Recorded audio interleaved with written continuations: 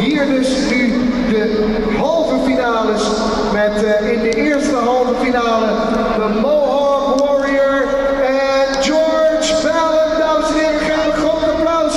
Hij heeft het gered. Hij was de snelste verliezer. George Ballard.